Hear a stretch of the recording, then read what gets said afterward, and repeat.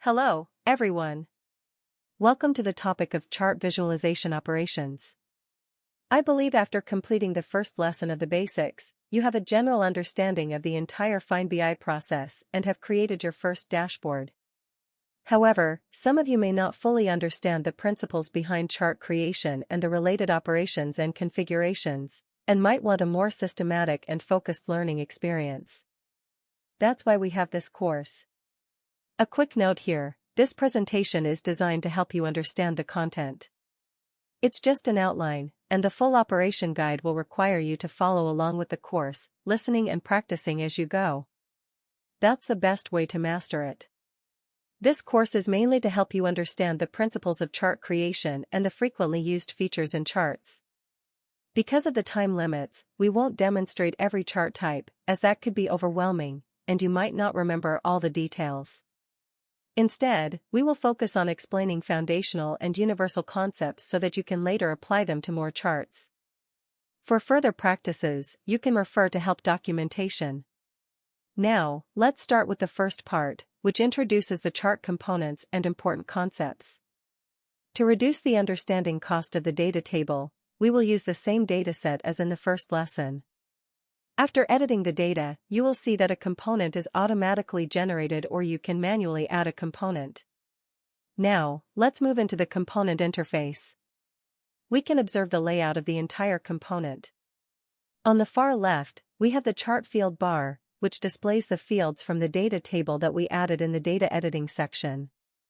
In the middle, we have the chart selection and configuration area, where we can configure specific attributes of the chart and adjust its styling.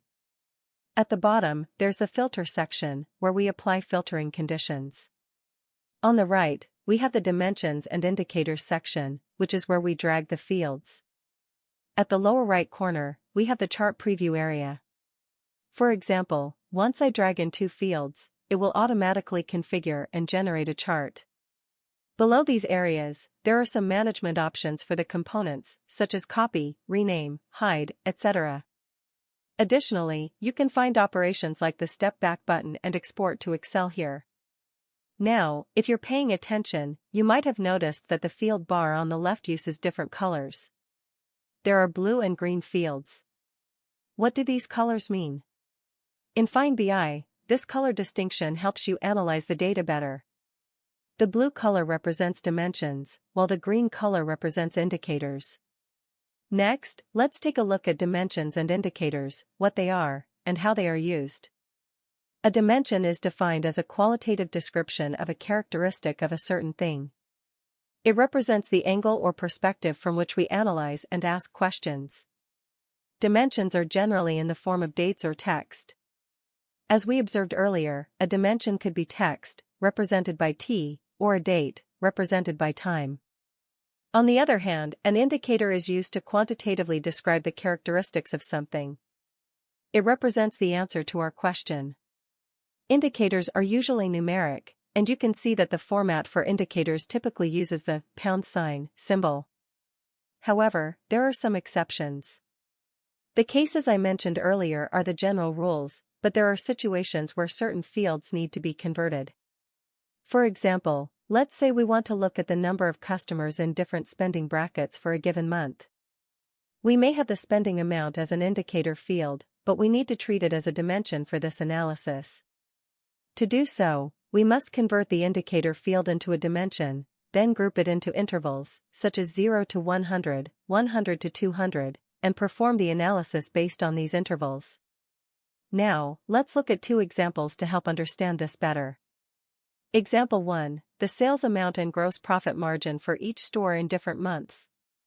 In this case, the fields that are dimensions are the month, which is the date, represented at the monthly level, and the store name. These are the dimensions we will use to analyze the two indicators, sales amount and gross profit margin. Example 2, the number of product orders in different sales amount range for products. Here, we use the sales field, which is typically an indicator, a number. However, we need to convert it into a dimension and group it by sales ranges. The product order count might not have a direct indicator, So we sometimes need to write a formula or use the document code, which uniquely identifies the order, to count distinct values and transform it into an indicator for calculation. The second important concept is count. This is a very common and useful field in chart analysis, and it's highly efficient. Let's take a look at what it means and what it's used for. Some of you might have noticed that after entering the component, it automatically generates a field called count. This field is not present in the original dataset, as you can see. So, what does this represent? To understand this, think about what a record is in a data table.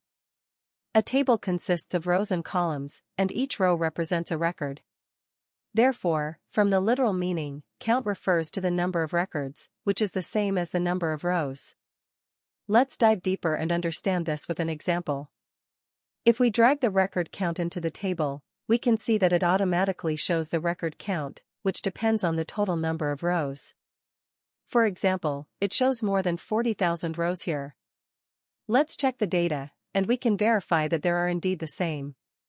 Now, if we drag in the commodity category, we can see the number of rows for each category, which equals the number of records for each category. Additionally, we can switch the count type. By default, it's based on the total row count. If I choose commodity name here, it will count the number of unique product names. For example, there are 22 unique commodity names under each category. This means that we're performing a distinct count on product names. Let's verify this by checking the list of commodity names.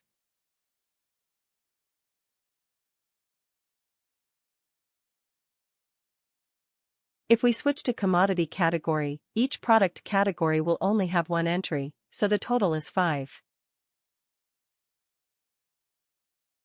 Here's an extension of this concept. The way we use record count here is similar to using the count function. When we use the total row count, it counts all rows without distinguishing any duplicates. This is equivalent to the count function, which counts all rows. When we select a dependency like commodity name, we're performing a distinct count, which is equivalent to count DAGG function. You can test this yourself by adding calculated fields to see how the count works. This is just to help you understand the concept of record count and how it can be applied. To summarize, count is used to count the number of rows in a data table. It can be switched to count based on different dependencies. The total row count counts all rows, while selecting a dependency allows for distinct counting. This is a very common and useful function in data analysis.